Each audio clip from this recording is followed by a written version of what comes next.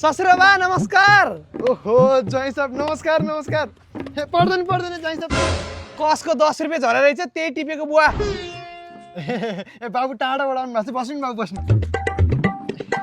अनि बाबु एक्लै आउनु भएको रहेछ, के छ घरतिरको हालखबर? के हुनु नि ससुरबा, हजुरको छोरीले कन गरेर वाक्क पारिसक्यो मलाई। हो रे बाबु, धन्न हजुरलाई चाहिँ कन मात्र गरिदिरहेछ। हाम्रो घरमा हुँदा त घोक्रो ठ्याक ल्याउँथ्यो सबैलाई। जेठीले त वाक्क पारि के ससुरबा। बरु साली नानी पनि खाली छिन्, यसो अफरमा मिलाम न।